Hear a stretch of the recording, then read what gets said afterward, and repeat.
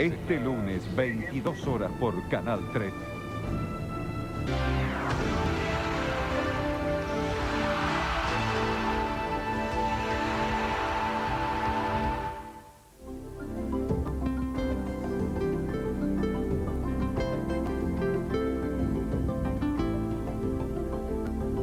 Seguimos acompañándolos en el buscador, seguimos respondiendo o al menos escuchando y compartiendo las preguntas de ustedes que están acercando en esta tarde al 4999-1331.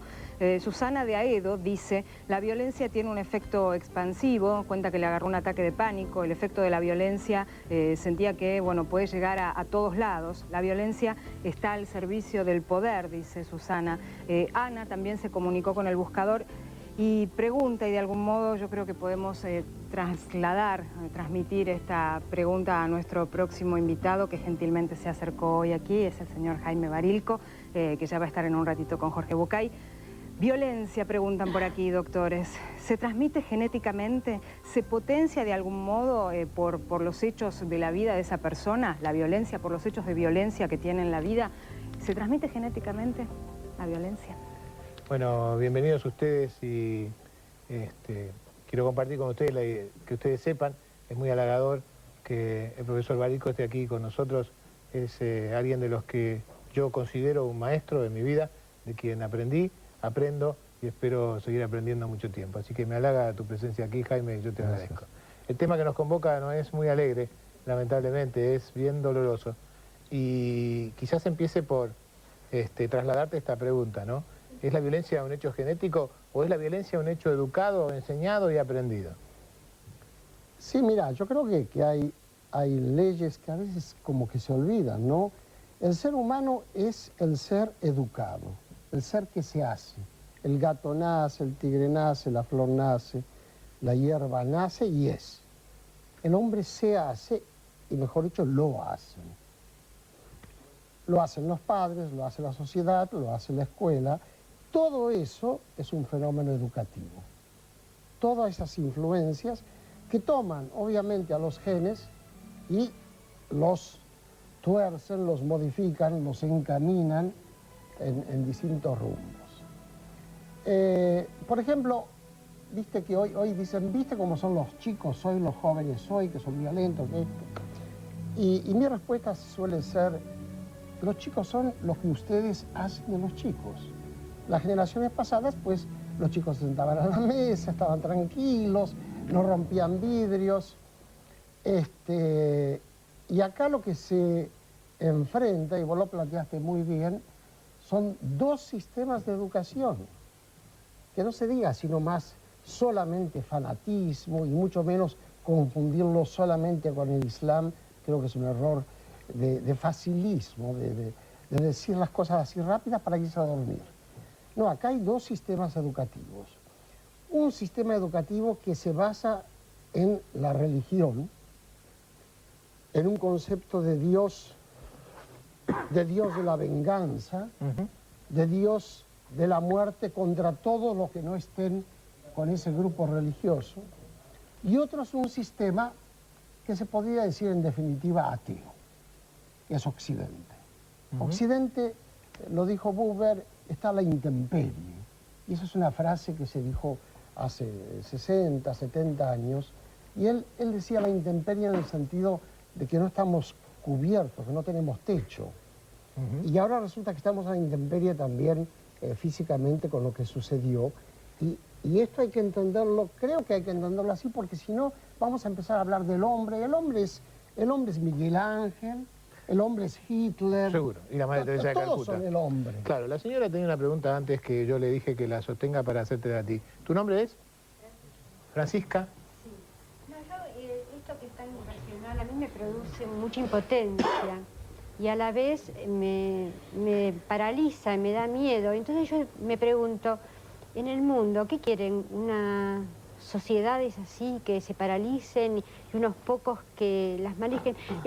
Me da mucha incertidumbre todo eso, me da realmente mucho miedo. No sé qué hacer, ¿qué se hace con esto? ¿Cómo se maneja? Yo creo que esto hay que manejarlo, insisto, es redundante, pero todo es un hecho en última instancia científico. somos aquello que se nos cultiva. Si cultivas hortalizas, te salen hortalizas, más o menos. Algunas serán mejores, otras serán peores, pero no van a salir peras. Creo que lo que el doctor Barico está diciendo es que a pesar del hecho irracional, no se deja de educar cierta tendencia a no pensar, a evitar pensar, a repetir condicionamientos pautados desde afuera, como bien dice el doctor en su último libro. Condicionamientos que nos llevan a no pensar para repetir estas historias, ¿no? Me parece que este es el planteo. Claro, y el flanco, hay que decir, hay que entender a los dos flancos, porque si vamos a estar mirando solamente, Jorge, claro, y vos lo dijiste antes, solamente hacia el enemigo y no se va a ver las debilidades que hay de este lado, exactamente, ¿no? Entonces vamos a cometer nos olvidamos un error de percepción. del esquema de la escala de violencia. La señora de Rayado, su nombre, por favor. Nora. Nora. Más allá de lo que nos enseñaron nuestros padres, el amor, en la escuela aprendemos a amar a la patria, en la religión, amar a Dios por sobre todas las cosas y al prójimo. Acá no hay amor, no hay patria, no hay religión que valga. Claro, por eso el concepto de religión, quiero aclararlo, por eso hay, diría yo, dos religiones, por así decir, dos posibilidades de religiones. Una religión de vida, que los latinos, los medievales decían, amar a Dios a través de los hombres, ¿me entendés? Es decir, el que ama al prójimo, sea o no practicante de alguna religión, está amando a Dios. La otra es religión de muerte, que es al revés. Yo amo a Dios. Dios tiene tales y cuales características que son las de mi grupo. El que no está en esa merece la muerte. Yo creo que en lo personal me encantaría poder seguir adelante horas, ¿no?, escuchando estas cosas, pero me parece que quisiera compartir con ustedes algo que alguna vez aprendí también de escuchar al maestro Barico. Un hombre se acerca a preguntarle a su profesor, a su maestro, a su hombre iluminado. Le pregunta, maestro, ¿es cierto que existe el infierno?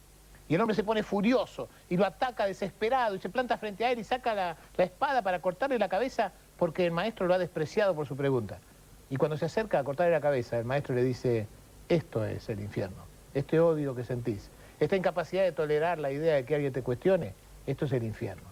El hombre se arrodilla frente al maestro, le dice, ahora entiendo, te agradezco mucho.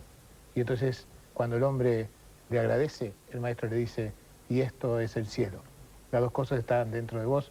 Vos vas a tener que elegir la tolerancia o la intolerancia. Esto es lo que se educa. Te agradezco, Jaime, por habernos dejado este mensaje que es Gracias, de verdad el gran mensaje. Gracias, doctor, por Gracias estar aquí, a por ustedes. supuesto. Hacemos un corte y ya seguimos en el buscador.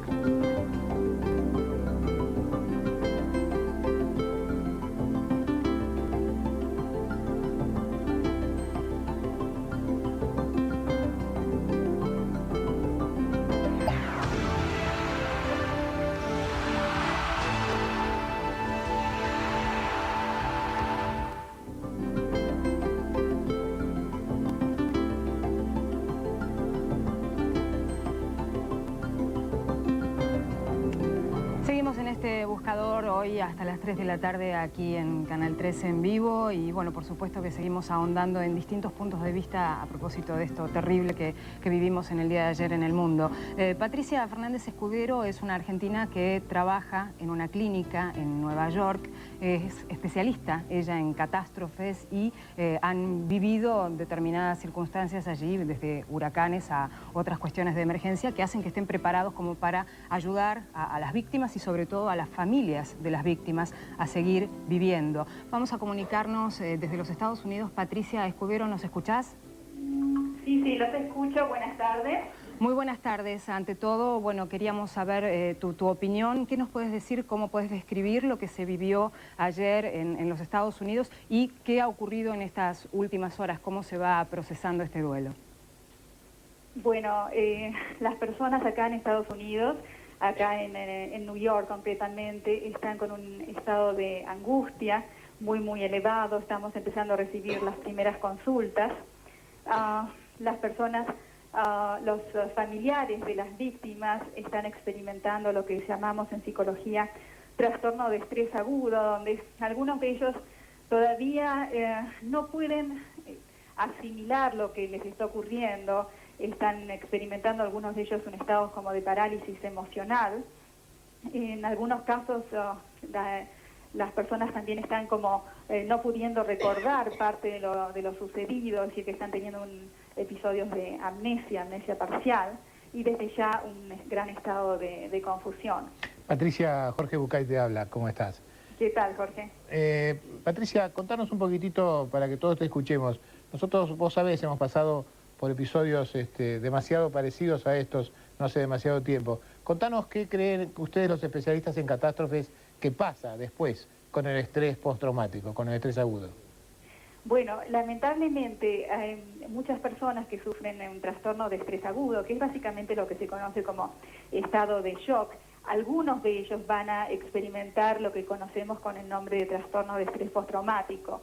Ahora, no todo el mundo desarrolla un trastorno de estrés postraumático, y algunos de los síntomas del trastorno de estrés postraumático son problemas en el dormir, irritabilidad, poca concentración, dificultad en mantener la concentración al hacer actividades laborales, problemas interpersonales, y desde ya el constante reexperimentar el suceso una y otra vez, tanto en el pensamiento, en sueños o lo que conocemos como flashbacks. Muy bien. Y también, por otro lado, las personas tienden también como a evitar todo aquello que les recuerde el trauma. Entonces muchas personas van a evitar aproximarse al lugar del suceso en el futuro, o van a evitar noticieros que les recuerden. Por supuesto. Una pregunta más que yo por lo menos quisiera hacerte es, ¿cuál es la recomendación que se hace para esta gente? ¿Qué le están recomendando a la gente con el episodio agudo después de la violencia?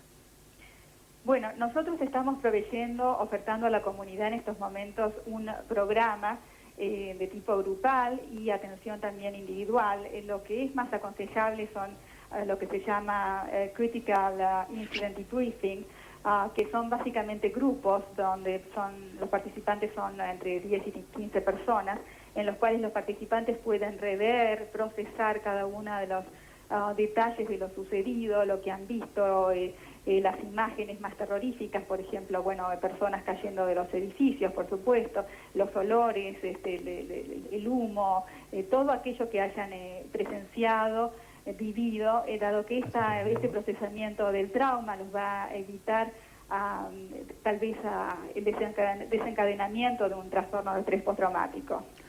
Patricia, antes de terminar nuestra comunicación, queríamos saber si tenés algún dato sobre cuánta gente está internada en estos momentos, si ya hay algún tipo de dato más oficial en cuanto a número de víctimas fatales y la gente que está atendiéndose en los centros sanitarios. No. Creo que esto es muy prematuro dar un número en estos momentos, y tampoco tenemos las cifras de las personas que están consultando en estos centros de atención primaria, que, como les dije anteriormente, están abiertos a la comunidad para una atención del estrés agudo. Patricia, te agradecemos mucho, sabemos que estás trabajando muchísimo, te damos un saludo desde allí y agradecemos mucho lo que haces por todos, ¿no? No, por favor, me gustaría, por las dudas, hubiera gente de la comunidad argentina o de las otras comunidades latinas que estén en Estados Unidos y que quieran recibir nuestra atención. Bueno, dar el teléfono de aquí de la clínica, que es el 631-920-8000. Así que por cualquier cosa que... Queda dado al aire y te agradecemos, y quizás familiares de algunas personas en Estados Unidos puedan pasar ese dato para ti. Te agradecemos mucho esta comunicación, muchas gracias. Bueno, por favor, hasta luego. Gracias a Dios. Seguimos hablando de este tema y recuerdo una vez más, el teléfono hoy es distinto, es el 4999-1331. Sí, desde hace un rato, mientras hablábamos con la licenciada Escudero en Estados Unidos, algunas manos se levantaban aquí para hacer algunas preguntas que vamos a darle lugar ahora. Me parece interesante señalar este punto concreto, ¿no? El punto de saber que ni siquiera hace falta estar involucrado directamente con el episodio para que el episodio te conmocione, Se puede ser una víctima de un episodio de violencia aunque uno no haya estado más que viéndolo por televisión. Recuerde esto porque seguramente, y temo mucho decir esto, vamos a empezar a saber de efectos de onda expansiva que tiene este episodio en la población mundial. Ya voy a hablar en un ratito de esto, pero tenía el señor haciéndome una pregunta. ¿Cuál es su nombre, por favor? Ricardo. Ricardo. Yo no iba a hacer una pregunta, perdón, sino Ricardo, que iba a dar una opinión. Claro, Ricardo. no solo que causó víctimas esto, que también este suceso, que es lo más doloroso para las víctimas, ¿no? Por supuesto, las bolsas de todo el mundo cayeron y el edificio Empire State volvió a ser el más alto, porque a causa de esto, como cayeron las dos torres de 110 pisos, volvió a ser el más alto de todos. Ajá. Y eso es lo que quería opinar. Bueno, muchas gracias. Yo creo que el apunte que tenemos que registrar es esta historia de que quizás las consecuencias de este acto de violencia, de este acto terrorista, no sea solamente la historia que vamos a pagar en vidas humanas en lo inmediato, ¿no? Sino, como bien nos decía nuestro participante, hay algunas otras cosas más que están pasando.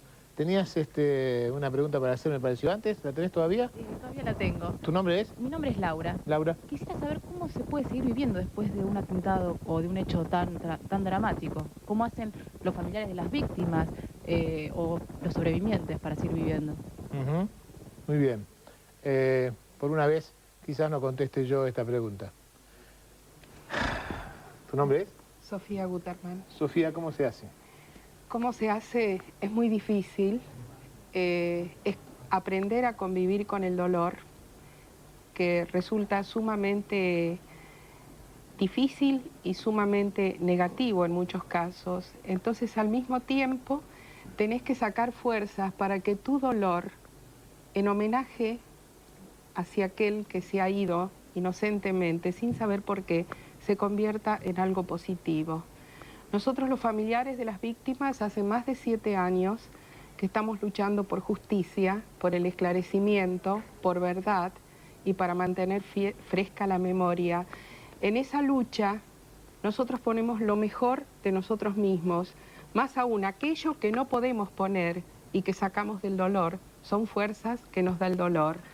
Y tenemos que hacer todos los días algo importante para que aquel que fue víctima no muera del todo. Me escuchó, ¿no?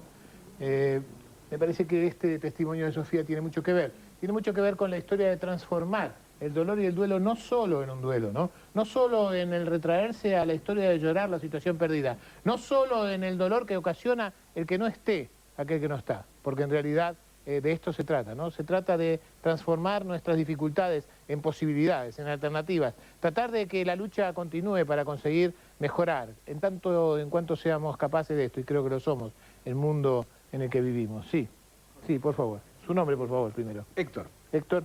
Mi pregunta creo que es muy difícil de contestar, por lo menos yo no me la puedo contestar. Un poquito más cerca al micrófono, vamos a escucharte mejor.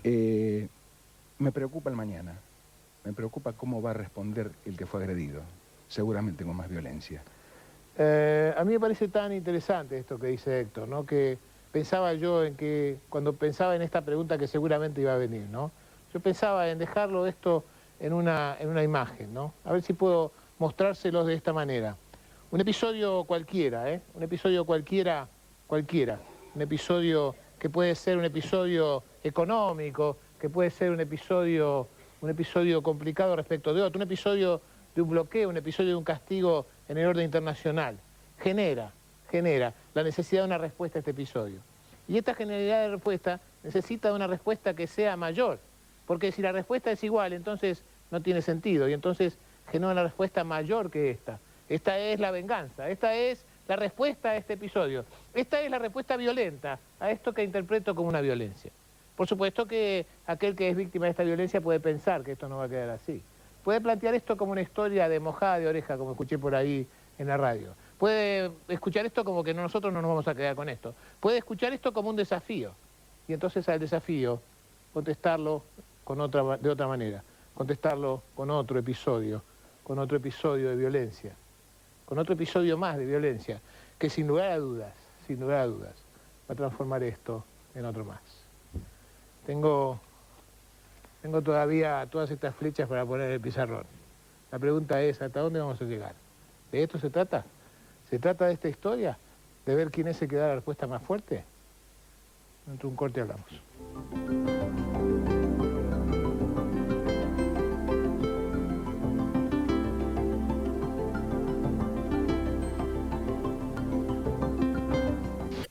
Hoy, tragedia americana. El día después del horror. En un programa especial Analizamos el masivo ataque a los Estados Unidos. ¿Qué pasó? Los operativos de rescate y los argentinos que sobrevivieron al ataque. ¿Cómo sigue la historia mundial después del Día del Terror? Hoy, a partir de las 17, en un programa especial de Siempre Listos.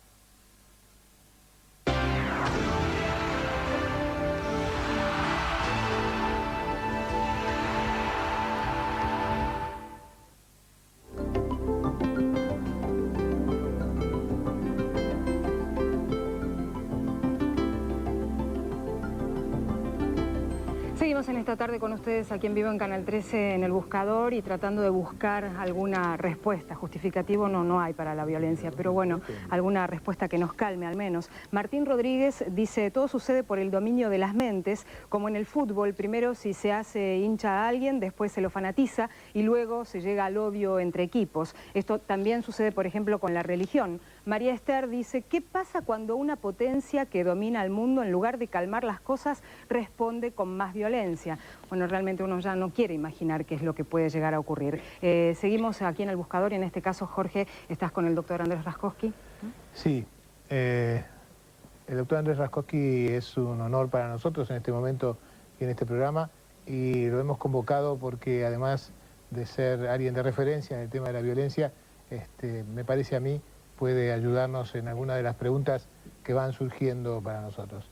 Quiero empezar, antes de darle lugar a él, quiero bienvenirte de verdad y quiero utilizar tu presencia, con tu permiso, para contestar una pregunta que sucedió en el corte.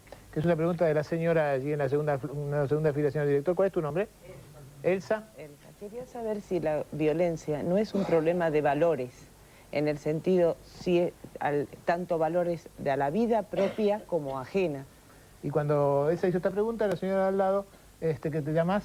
Alicia. Alicia agregó, si no era. Sí, bueno, a mí me pensaba que esto si no era una carencia de amor absoluta hacia uno y hacia la humanidad, hacia el otro. Muy bien. Entonces aquí están las primeras preguntas que nuestra tribuna tiene para hacer. Bueno, primero me hace pensar en mi padre, que escribió sobre el filicidio, no sé si ustedes recuerdan, hace muchos años. Pero me voy a poner seguramente vos me voy a poner de pie para mencionar a tu y en papá. ese sentido planteaba como que el origen de toda la violencia, o de gran parte de la violencia, pero venía de que los padres anteceden a sus hijos, y en ese sentido, digamos, la destructividad de los padres y la falta de amor para con sus hijos, la negligencia, la falta de cuidado, es el primer disparador de la violencia posible después, posterior. Por supuesto, digamos, a esto tenemos que agregar seguramente, podríamos recurrir a Freud, las series complementarias, lo que uno experimentó en la infancia, lo que fue viviendo luego y los disparadores actuales. En ese sentido, digamos, sufrimos muchas afrentas en la vida, muchas heridas a nuestra autoestima, muchas empresas imposibles, y reaccionamos a menudo violentamente. En cierto modo podríamos decir que, bueno, tenemos también una violencia que proviene de la herencia familiar. A veces es una herencia maldita. Ha habido muchísimos acontecimientos familiares en las generaciones anteriores que a veces se transmiten como mitología o como heridas personales muy importantes de nuestros padres. Me surge una pregunta que quizás pudiera venir del público en sus casas y que quiero hoy encarnarla yo, que es: una misma familia, con iguales padres, con iguales madres, tiene dos hijos. Un hijo es un violento, un delincuente, un torturador. El otro hijo es un médico, un hombre que se dedica a la beneficencia, un filántropo. Han tenido la misma educación, son hijos de los mismos padres, han padecido las mismas cosas. ¿Qué pasó con esto? Y sin embargo, uno de los hijos tuvo ciertos acontecimientos distintos que el otro, porque ninguna historia es personalmente igual. Entonces está, además de la situación de nuestra herencia psíquica que vamos adquiriendo, está la vida personal, pero está también la interacción con nuestros seres queridos, el tío que murió, aquel que lo estafaron. En el decurso de nuestra vida nos sucede una innumerable cantidad de cosas, pero primero, ante todo, es la estructuración psíquica infantil. Y de acuerdo a la estructuración psíquica infantil es que tenemos una cierta disposición al odio que es siempre anterior al amor. En la historia de la humanidad, el odio y la agresión es anterior al amor. El amor se desarrolla en el vínculo con nuestros padres y si no lo tenemos, morimos de nuestra propia destructividad. Ajá. Una de las cosas importantes que este programa va a tener siempre, ¿no?, es que cuando invitemos a una personalidad, a alguien que sepa mucho de todo esto, lo vamos a invitar sobre todo para escucharlo y para que opine sobre algunas de las cosas que nosotros podemos traer como material. Yo conseguí un video de hace muchísimos años de un experimento que se llama el efecto Milgram y que en realidad quiero que compartamos con el doctor, que lo veamos juntos y quiero escuchar la opinión del doctor Raskowski sobre esto. Así que si lo tiene, señor director, me gustaría mostrarle al doctor y a todos este pequeño video que traje. Por favor. El experimento es, el señor que está... Parte de la experimentación está disfrazado como que en realidad es nada más que un hombre sobre el cual se va a experimentar. Los dos, el de guardapolvo y el que se acaba de sentar, son parte del equipo experimentador, ¿eh? El verdadero hombre sobre el cual se experimenta es este otro que vamos a mostrar ahora, al que se le dice que es una especie de maestro que va a trabajar sobre un tema de memoria. Se le propone que esta máquina que da descargas eléctricas va a darle descargas a cada uno de los miembros que estén siendo examinados en la medida en que se equivoquen. Quien tiene que administrar estas descargas es el hombre que está voluntariamente accediendo a ser explorado. Las descargas van desde un pequeño cosquilleo hasta 420 volts de intensidad. El hombre va administrándole una descarga eléctrica al supuesto experimentado cada vez que se equivoca. Lo que se trataba de ver es cuántos hombres y mujeres iban a abandonar el experimento diciendo que no podían soportar seguir haciéndole daño al otro. Mientras tanto, el actor que está del otro lado de la escena se queja, pide por favor que lo dejen salir, dice que sufre de corazón. Sin embargo, el hombre que está voluntariamente haciendo este experimento para ayudar al otro a que enseñe, sigue dando descargas crecientes de electricidad, pese a los gritos y las quejas del hombre en la otra habitación. Allí está el hombre diciéndole, lamentablemente te equivocaste, y lo van a ver ahora apretando el botón que da 345 volts, una descarga que dice en la máquina es capaz de producir un grave shock en el otro individuo. Se le preguntó a miles de experimentadores cuántos de estas personas experimentadas iban a dejar el experimento al llegar a la zona de daño. Dijeron que calculaban que más o menos 2 de cada 3 iban a abandonar la experiencia. Lamentablemente ninguno de ellos lo hizo. Solamente 1 de cada 1000, dijeron los expertos, iban a llegar al nivel sádico de descargas eléctricas que podían dañar severamente al otro. Sin embargo, más del 60% de la gente que entrevistó, de la gente que admitió estar en este experimento pensando que ayudaban a otros, llegó a hacerle daño y hasta niveles de daño Recuerdo físico. que aparecía en la película Z. Exactamente. ¿No? La pregunta es, entonces, ¿cualquiera puede hacer esto? ¿Cualquiera de nosotros, 2 de cada 3 de nosotros somos capaces de hacer violencia al otro creyendo que estamos haciéndolo por una buena causa? Me parece que el tema es la tremenda dependencia que hay de la autoridad. En este caso es, no recuerdo si es la universidad, en este caso. Exactamente. Es decir, que la autoridad universitaria aparentemente avala el experimento. Entonces, me parece que la reflexión es la tremenda dependencia que tenemos de seres o de personas que idealizamos y que suponemos que realmente saben. Y esto pueden ser las instituciones o pueden ser ciertas personas. Y protegidos o conducidos por, en este caso, la universidad o el supuesto profesor, somos capaces hasta de matar. Y acá, bueno, viene la reflexión sobre lo sucedido. La dependencia tremenda de esta gente de algunos líderes nefastos.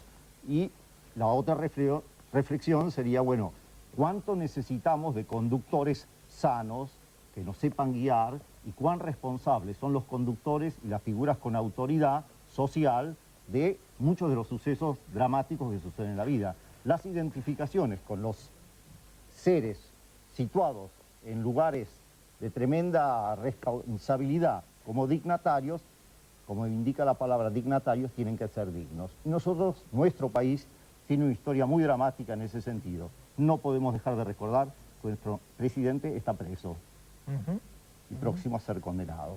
Pero esto también es una reflexión sobre las autoridades del mundo en general y la necesidad que tenemos de ser educados y guiados.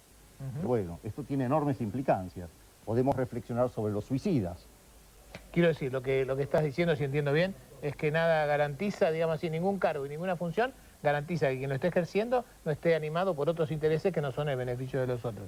Yo quiero ir a la tribuna, allí el señor, ¿qué te llamas? Sebastián. Sebastián, me parece que tiene una pregunta para el doctor o para nosotros. Para todos. Bueno, a ver, adelante. Yo quiero hablar, me pongo a pensar un poco en la sociedad. ¿Por qué la sociedad se moviliza tanto. Me refiero a que todos los días pasan cosas violentas, independientemente de la cantidad de víctimas, que sea uno o sean 10.000. ¿Qué pasa? ¿Por qué la sociedad se moviliza tanto? ¿Y qué relación tiene esto con Estados Unidos, que por ahí, en la fantasía de muchos, es el poderoso? Y que se caiga el poderoso, por ahí pasa algo con eso. Muy bien. No sé si está claro, la pregunta es, ¿qué pasa con nuestra sociedad que la violencia se pone hegemónica entre nosotros?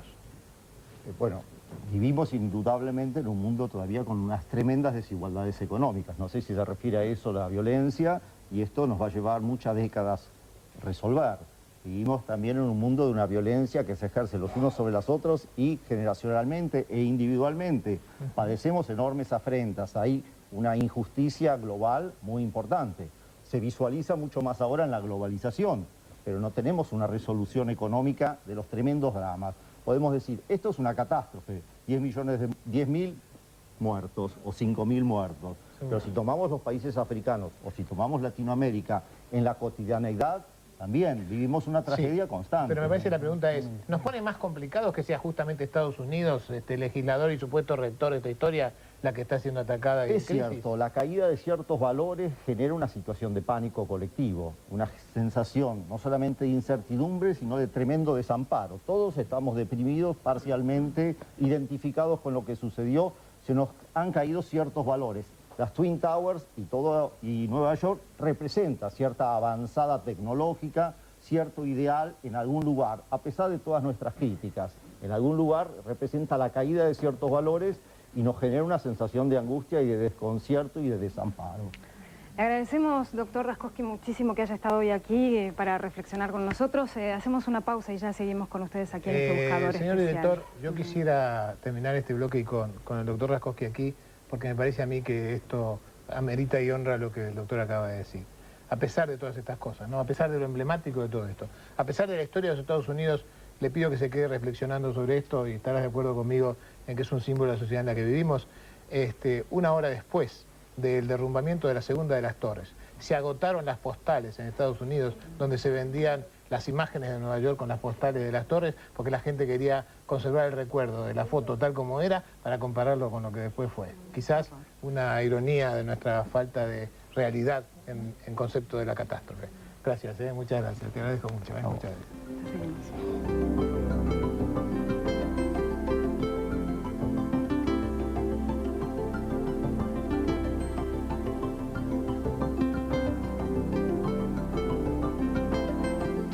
Hoy, tragedia americana. El día después del horror. En un programa especial, analizamos el masivo ataque a los Estados Unidos. ¿Qué pasó? Los operativos de rescate y los argentinos que sobrevivieron al ataque. ¿Cómo sigue la historia mundial después del Día del Terror? Hoy, a partir de las 17, en un programa especial de Siempre Listos.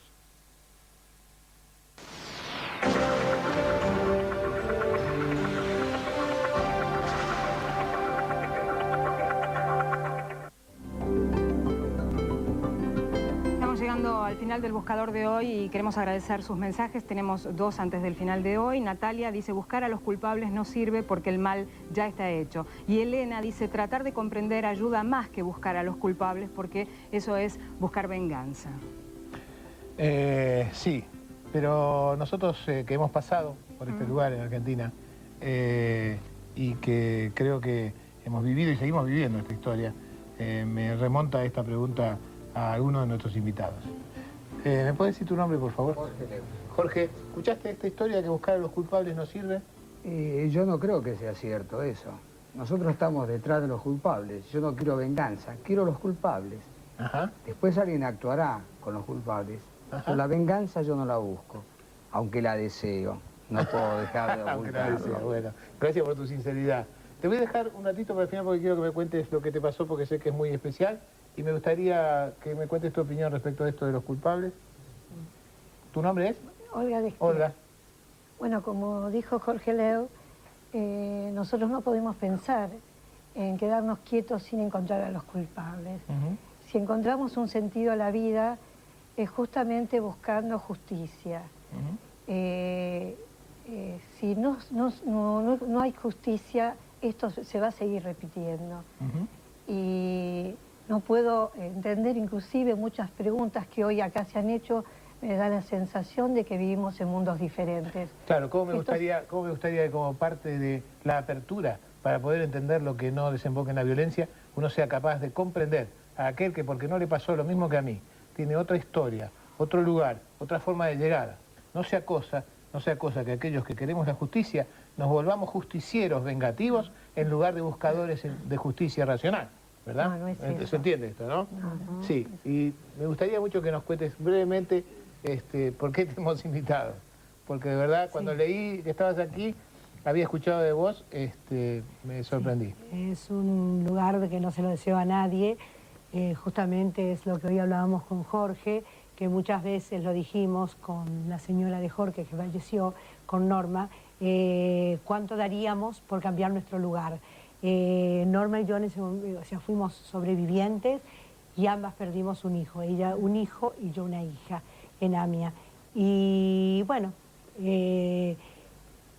fuimos sobrevivientes, perdimos un hijo, Norma falleció lamentablemente, pero yo ayer estaba en AMIA cuando por internet nos enteramos lo que pasó en las Torres Gemelas, primero que fue un avión, después fue otro, y después fue la bomba, y después las escenas fueron las mismas que el 18 de julio.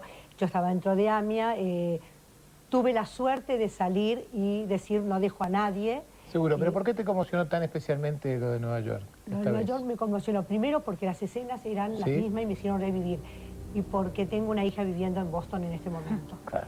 La historia no era que se me volvía a repetir, la historia se volvió a repetir en el mundo, porque yo creo que el mundo hoy, a pesar de que hay alguien que no se acuerda que en la Argentina pasó esto, el 18 de julio de 1994 se destruyó la sociedad argentina. Muy bien, yo entiendo que lo digas y entiendo desde dónde vos podés decir esto.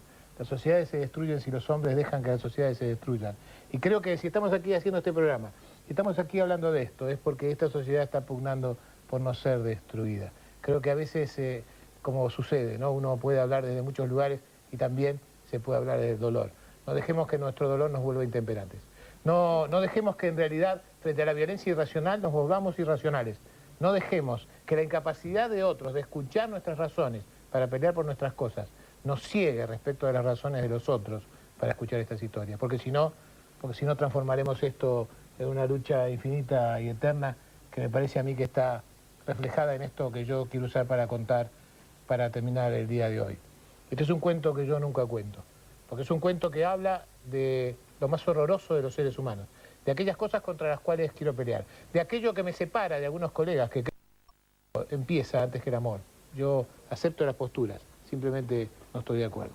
Y entonces trato de no contar este cuento, porque coincido con la postura del doctor Barilco, cuando habla de que todo se educa y que las plantas crecen según se las cultiva. Y un rey había cultivado 2 hijos, que sin saber cómo, los había cultivado competitivos entre sí, peleadores entre sí. Y a pesar de que le había dado a cada uno un reino, vivían persiguiéndose unos a otros, y uno le robaba un caballo, y el otro le robaba una vaca, y el otro le mataba a una esposa, y el otro le secuestraba a un hijo, y el otro le incendiaba un campo. Y así vivían todo el tiempo. El rey desesperado, porque eran 2 hermanos los que se peleaban, porque siempre son hermanos los que se pelean. Desesperado porque eran hermanos los que se peleaban, los reunió un día y les dijo, no quiero más esta historia de violencia entre ustedes. Voy a darle a cada uno lo que me pida, pero al hermano del que me pida, a su hermano voy a darle el doble de lo que éste me pida. Así que pídanme lo que quiero y yo se los voy a conceder, pero al hermano, a ese que ustedes dicen que es su enemigo, le voy a dar el doble. Pídanme lo que quieran. Pensó el rey, pobre ingenuo. Pensó que a pesar de que el odio estaba instalado entre ellos, esa oferta iba a resolver el problema. Y entonces uno de los hermanos dijo, yo quiero algo. ¿Qué querés? Yo quiero que me quites un ojo para que a él le quites los 2. Este es el odio, señor y señora. Quiero que ustedes sepan, no es el conflicto el que genera el odio, es el odio el que genera el conflicto. Por favor, desentendámonos del odio y quizás no haya ninguna sociedad destruida, ningún mundo en crisis, ninguna tercera guerra mundial. Hombres y mujeres que estamos tratando de construir un mundo mejor para nuestros hijos y los hijos de nuestros hijos. Nos vemos mañana. Gracias.